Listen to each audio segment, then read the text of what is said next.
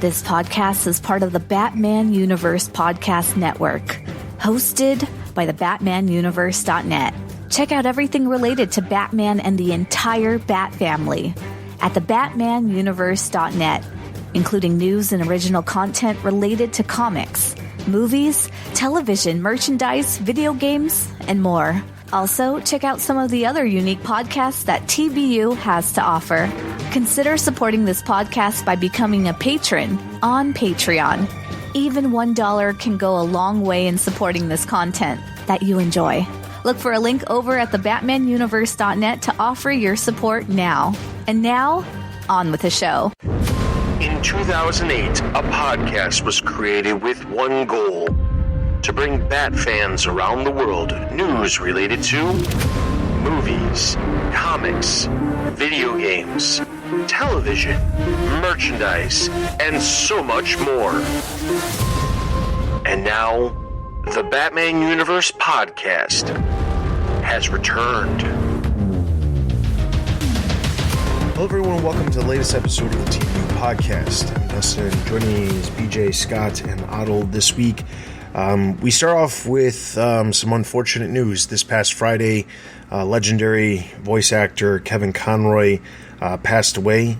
He unfortunately was battling intestinal cancer, and he succumbed to this situation that he was in.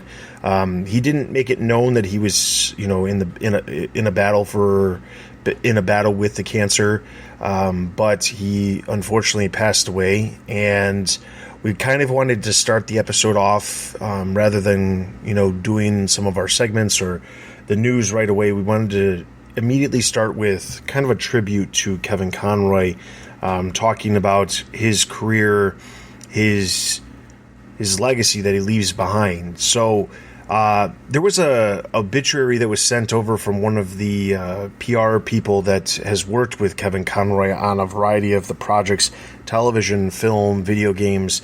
I personally met Kevin Conroy through this PR person, so I can say without a shadow of a doubt that this is a great obituary, but I'm just going to read a snippet, and it says, actor Kevin Conroy, the most beloved voice of Batman in animated history of the character, died Thursday at age 66 after a short battle with cancer.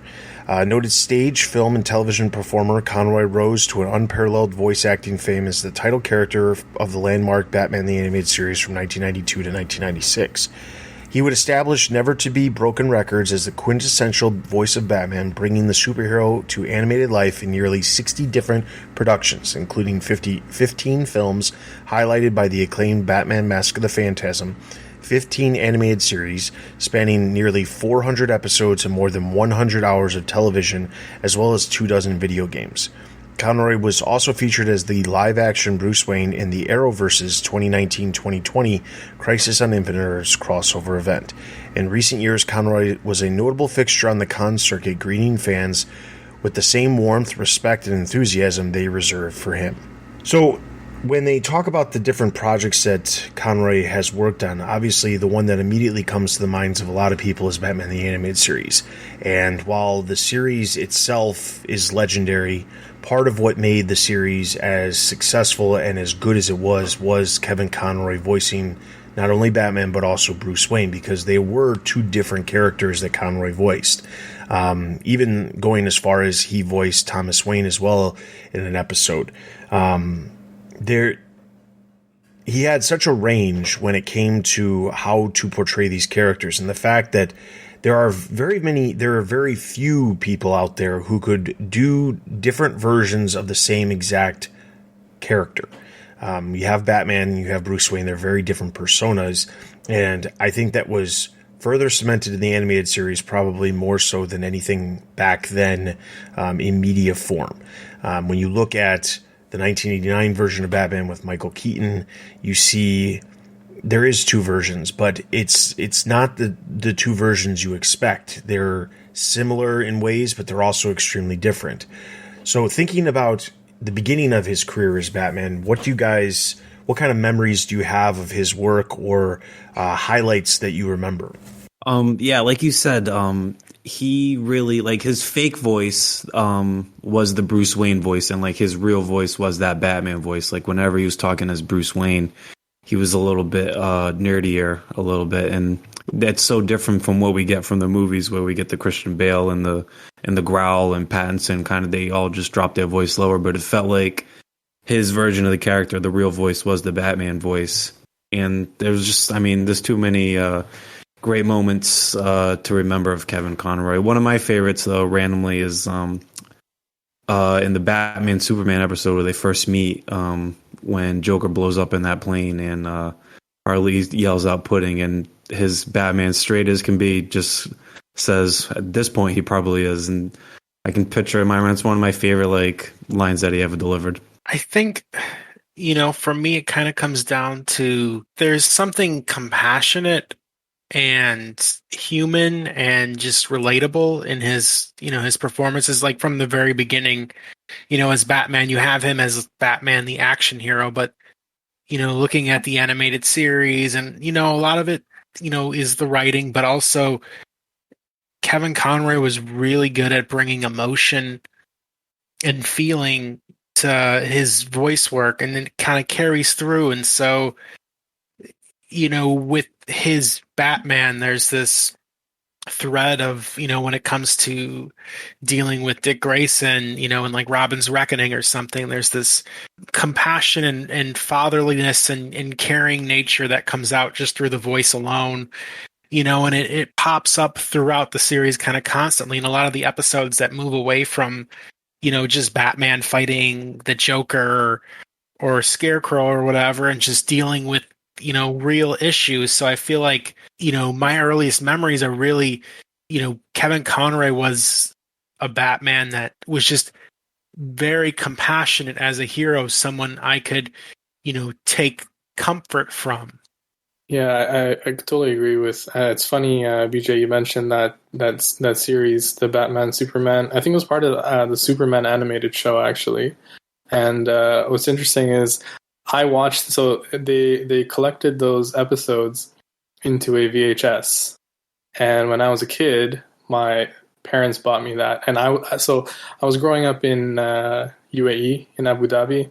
There wasn't a lot of English language entertainment at the time, and I love Batman.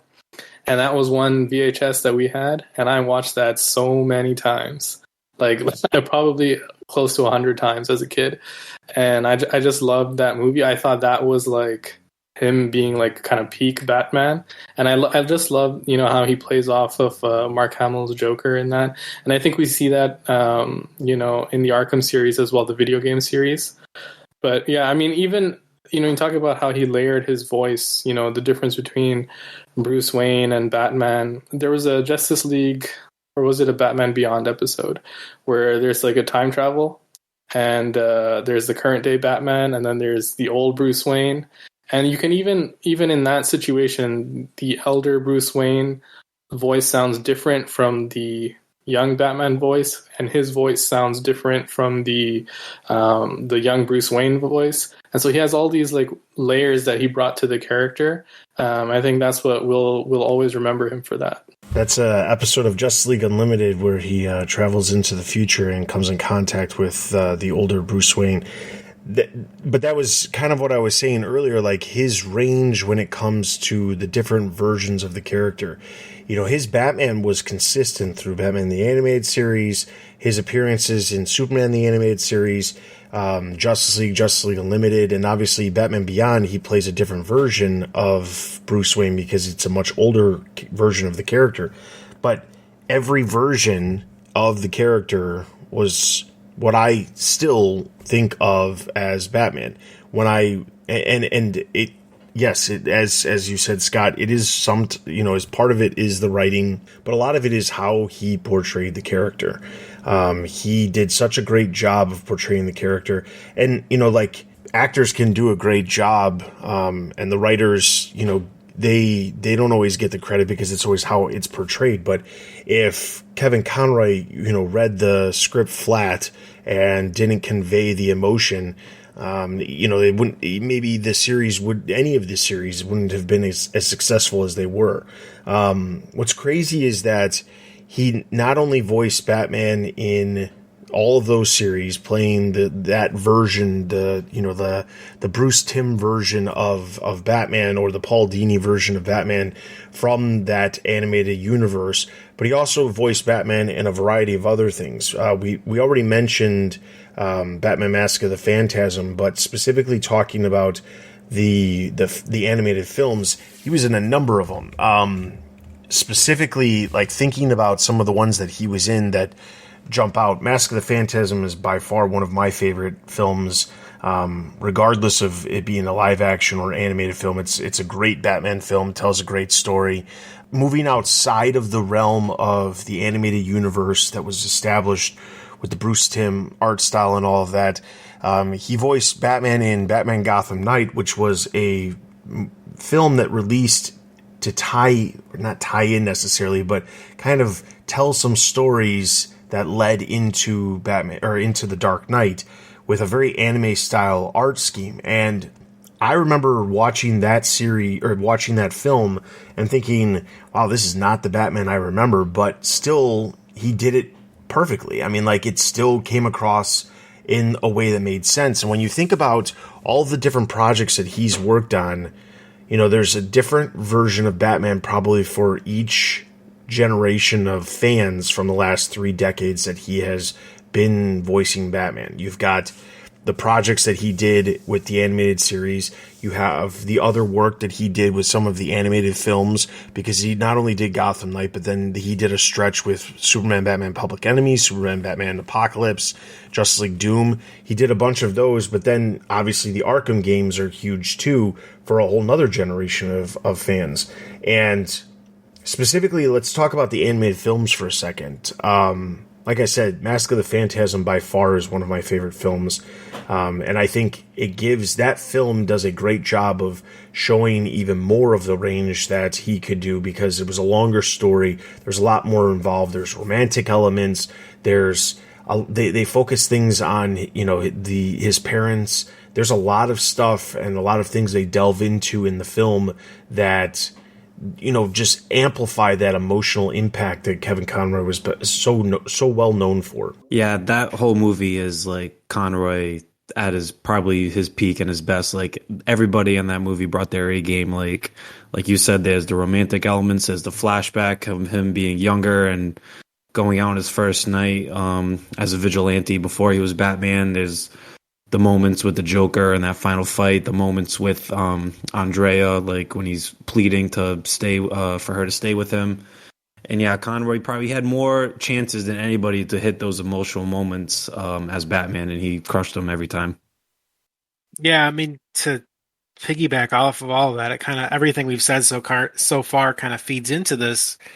It's Mask of the Phantasm just really sells the emotional struggle and weight of Bruce Wayne. It's kind of interesting because I know, my wife got me a cameo from him a couple years ago, and I've seen other people's, like, as people have been sharing them, and he talks about Hamlet a lot. It seems like something he leaned back on, when doing those videos for people, to try to pull some inspiration. And I mention that because, I think about, kind of the emotional weight and struggle of that play. And I think about, like, Kevin Conroy's performance in Mask of the Phantasm. It very much echoes that, where, here is somebody giving, a Shakespearean level performance for Batman, for a character people revere, and just making it that much greater. Yeah, I think we probably talked about it on a podcast before as well. Like, Mask of the Phantasm is, live action or animated. It's one of the best Batman films you can watch. I mean, it's just that simple.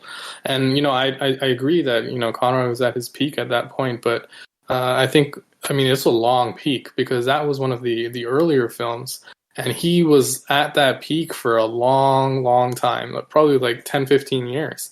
Another animated film, Dustin, you mentioned Gotham Knight, what was it called? That one, I had forgotten about that, but I actually really liked that one. And I think what you brought up a really great point is that it was using different anime styles, But what was interesting was that Conroy's voice, his voice acting, worked with all the styles, and the styles were also very different. And yet, both his Bruce Wayne and Batman worked with all the styles, which I thought was phenomenal. Another one that I think was a really good performance is the Batman Beyond film, The Return of the Joker. There's obviously that that classic conflict between Batman and Joker, and I think he did a really good job portraying an older Bruce Wayne and who's sort of grappling with that. That's I think an underrated film and underrated performance in my book as well. And I think lastly, what BJ said in his article was actually my first thought too about his passing, is that whenever I read Batman in the comics, that's the voice I hear in my head. And I think that's like the highest compliment we can all give him. So then let's talk about the video games, because not only did he do films and obviously television, but he obviously also did video games. And probably, while he obviously voiced Batman in that, Bruce Timm version of the character within some video games, the most notable video games franchise that he voiced Batman was the Arkham series from Rocksteady. And he did an amazing job. And when you think about it in the larger scheme of things, it almost was like Batman grew up. He got a little bit grittier. He got a little bit, hard. He was like more hardened, and not like the Frank Miller Dark Knight Returns version of the character, but just more mature, and not in a way that is, unnecessary, but just in a way that makes perfect sense, because it was almost as if that character, that version of the character that so many of us grew up with, had now entered into a new phase of his career when it came to the Arkham series. And it worked perfectly. It was amazing that not only did they get Kevin Conroy for Batman, but they also brought back Mark Hamill as the Joker, because the two of them have such great chemistry. But the Arkham series, I don't know that it would have worked as well as it did if it wasn't for Kevin Conroy and Mark Hamill returning to do the voices. I think that was a huge get, and it worked so well, because you hear even more, because it's a video game. There's so much more dialogue that's said. There's so much more interactions that occur than in a TV show or a film, because there's just so much more dialogue that occurs.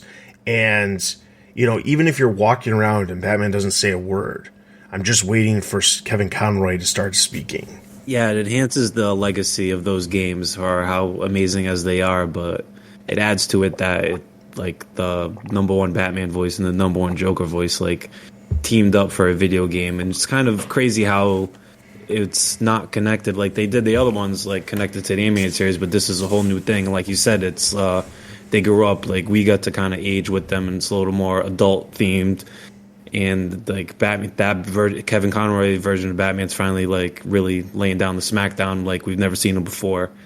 So yeah, I agree. It enhances the legacy of the video games. I don't think it would have worked as well if it wasn't. I think we all would have liked the games, but it does add a little bit more. I think having, both of them do it, it basically, when the beginning of Arkham Asylum is, you're supposed to know this history between Joker and Batman. So I think having them both do it really sells the idea of their shared history, just because they've been doing it together for, at that point, the first one came out, I don't know, at least 15 years, I want to say. Yeah, it's about 15. When the first one came, and then, like BJ said, there were those animated series tie-in games. There's one on Sega CD that had a cartoon they called a Lost Episode on YouTube.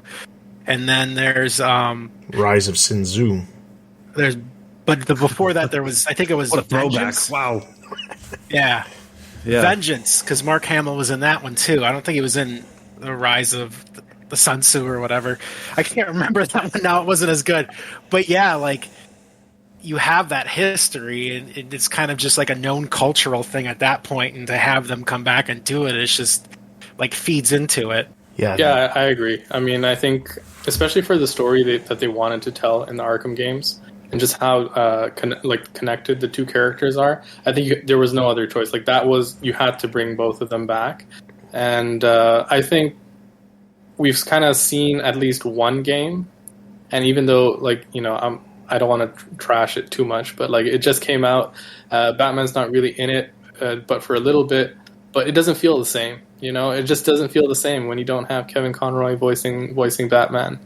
So I mean, I definitely agree. I don't think those games would have been as big had they not had Conroy and Hamill doing it. Yeah, and he's done so many different ones. I mean, even outside of the Arkham series, he did both Injustice games that came out. He didn't do the voice of Batman for any of the Lego games up until Lego DC Supervillains, which was the last Lego DC game that was released. He's done a variety of other things. I mean, another throwback, DC Universe Online, which still is up and running to this day, but is a game that was getting a huge amount of press initially and then just kind of fell off the face of the earth. But even more recently, the last project that he was working on, or that we know that he was working on for that was him voicing Batman, was the recently released Multiverses, which was a game that just released this past year. And that was the last project, because the last project he worked on before that was back in 2019. He did a couple of things. He did a Scooby-Doo and Guess Who episode where he voiced Batman, but then there was also Justice League versus the Fatal Five back in 2019 as well. So Multiverses is the first project he's worked on in a couple of years, and that's probably going to be the last project unless there's something else that he had already pre-recorded prior to his death. So there's there's an insane amount of projects that he has worked on. When you read through the sheer number of projects that he has voiced Batman on, I mean, there are other actors who have voiced Batman on a variety of projects, but nothing even comes remotely close. I think a lot of actors who have voiced Batman have tried to figure out a way to make themselves very different than Kevin Conroy's, to make themselves more distinct and unique, and not tried to be copying him, but it's very difficult not to, because he did such a great job. Thinking of some of the other long-term animated shows, you've got Diedrich Bader as Batman in Batman Brave and the Bold. You've got Rino Romano in The Batman. Those are the two really big ones. Practically any other long-running Batman TV series that you can think of, it was Kevin Conroy. I mean, it's crazy to think of how many projects there has been where he has been the voice of Batman. And even in certain projects, he's done a slightly different version of the same character, and it's different enough where it's different, but it's still that classic version of the character that we all love and appreciate. So looking, overall, his entire career as Batman, it's just the legacy that he leaves is, as BJ said in his article and as Otto brought up earlier, it's when you read anything having to do with Batman and you read Batman's thoughts or you read Batman's dialogue, I'm sure there's a humongous chunk of us who are hearing Kevin Conroy's voice as the voice of Batman, because that's just how it has been. That's how we've always associated it. And it makes sense, because quite honestly, he is, and probably will be for a very long time, the definitive voice of Batman. It's crazy to say that he's gone, but the legacy that he leaves behind is something that I think a lot of people wish they could have, and he doesn't have to wish, because he has such a great legacy that he leaves behind. Yeah, so is the show, whenever there's a list out there, best Batman, who's your favorite animated voice actor, they always they always caveat with other than Kevin Conroy, because he is so good, he is everyone's favorite, that you have to fix the list almost so someone can pick a new one. All right, so with that is going to wrap up that discussion. We don't have very much other things to talk about. There's just a couple of things to just bring up, just to kind of wrap it up and try to end on a slightly upbeat note, even though it is kind of a not so great situation that occurred this past week. So jumping into Gunwatch, there was a couple of different things that popped up that we're going to bring up. The first one was that there was an article that popped up over at Deadline. Warner Brothers Discovery boss David Zaslav held a town hall with the new DC heads James Gunn and Peter Safran about building a new cohesive universe. Now, specifically in this article, it talks about how James Gunn and Peter Safran are creating what they call a Bible for the DC universe. And if you're unaware of what that means, it means trying to cohesively make sure that you have a firm direction for characters when it comes to an overall cohesive nature of whatever you're trying to perceive. That said, they did say that they have a lot of time. Gunn spoke about how he loves the interaction of Superman and Batman and how they're the same and the different at the same time. That's not necessarily to say that those characters are going to be appearing in the same thing. But later, the second article that we've got was that on November 15th, David Zaslav was talking about just the overall current situation within Warner Brothers. And he specifically mentioned the DC plans involving the Bible being created, but he also talked specifically about how they do not have any intention of having 4 Batmans. Part of the reason they're trying to make a cohesive universe is that so they don't have 4 different versions of Batman. Now, which 4 versions of Batman he personally is referring to, that's a good question, because obviously we've got Ben Affleck, we've got Michael Keaton, and we've got Robert Pattinson. The only other Batman that he may be referring to is the Bruce Wayne that appeared in the Joker, but I don't know if that's what he's talking about. Zaslav, if you, not that I expect anybody who's listening to this to have paid attention, but the quarter 3 earnings for Warner Brothers Discovery, he was spouting off a lot of weird numbers that didn't exactly add up, specifically talking about how it's been 15 years since we've had a Superman film, but Man of Steel happened 9 years ago or 10 years ago or something like that. So his math just doesn't seem to add up sometimes, so I'm not going to sit here and say that the 4 Batman count that he got was one that makes sense. But based off of these two things, I mean, what do you guys think about the DC Bible being created? I mean, great, I guess. I think the hard thing is with all this news, if I'm being honest, nothing gets me excited. I'm just kind of waiting for something to get excited about. I think is what it comes down to. We're hearing about how they're restructuring and this and that, and like they pick some people that seem like a good idea. Like it seems like these are people who actually care and want to make this good, but like, you know, these updates, I don't know. I could take it or leave it. It's just they are what they are, and David Zaslav's comments, they're just seem like a guy who's running a company who doesn't really know too much about the properties of said company, just trying to keep news out there because people are asking. Yeah, in my mind, right now, there's only one Batman, because that's the only Batman we've seen on the screen fairly recently. It's Pattinson. Like, I believe we'll see Keaton whenever, and I believe we'll see Affleck if this Flash movie ever happens. I'll believe it when we see it, but right now there's only one Batman. Yeah, just to echo those comments, when we've done the podcast in the past about this whole 4 Batman idea, I've been very critical of it. So I'm kind of happy to hear that they're not going to have 4 Batman. If I'm going to have to guess at who the 4th one is, I would bet that there's a Thomas Wayne cameo, Flashpoint Batman in the Flash movie, because they just seem to be doing that. So who knows? They might just throw that in there. But what's weird is he said that, and that's kind of like their whole marketing pitch for that movie. So maybe he should have saved that for after that movie, you know, kind of has its theatrical run, and then drop that news. But I think as you know, Scott was saying, doesn't really get me excited. I'm going to have to see. I think like a lot of DC fans, or just movie fans in general, we're going to have to see results. It's all talk until we actually see some results, because we've heard the talk before.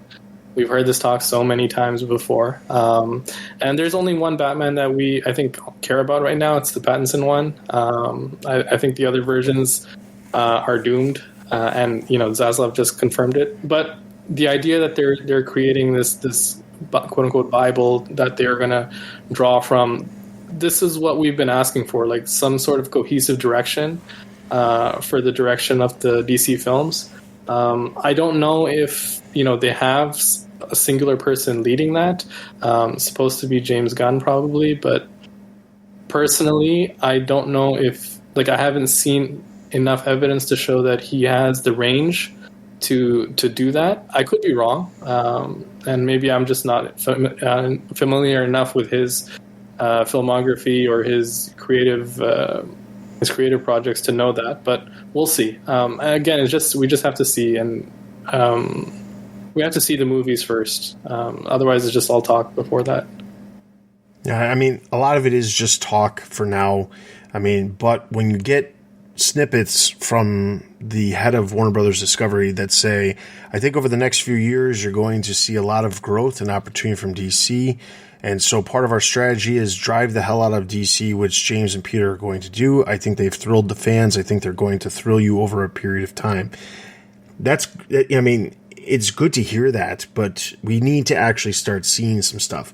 And I know it's only been about, it's just over 2 weeks since technically James Gunn and Peter Safran took over their positions, but we do need to see movement and things actually happening, because as we've brought up in the past on the podcast, there is a lot of situation. There's content there that is going to happen with the Shazam, Aquaman, and Flash film, and then obviously the sequel for the Joker and the sequel for the Batman.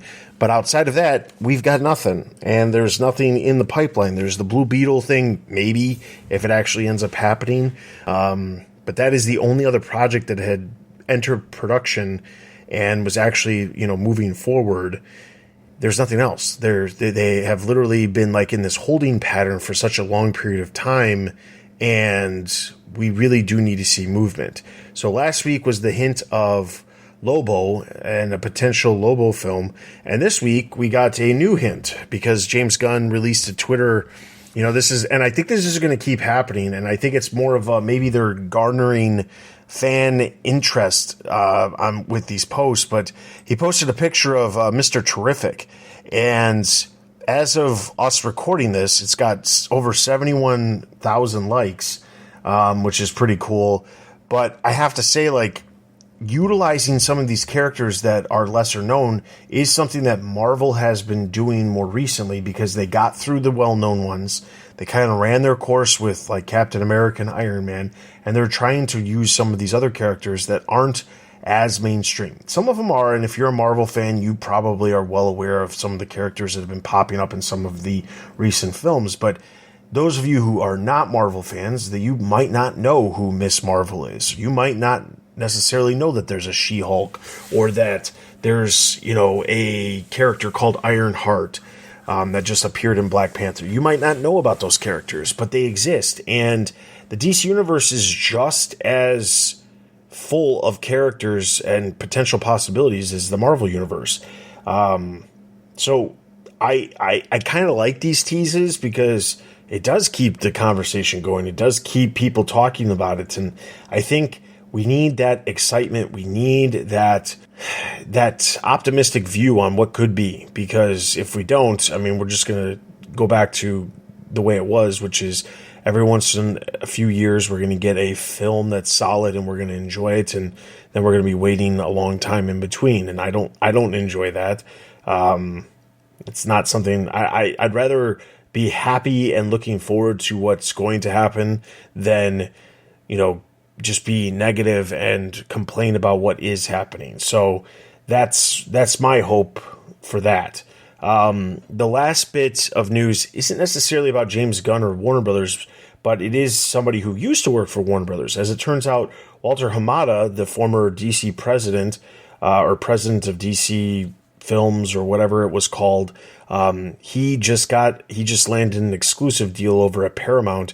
He's going to be producing a lot of horror films for theatrical and streaming for Paramount. So it looks like he landed on his feet, despite the hiccups that he had to deal with within DC Films.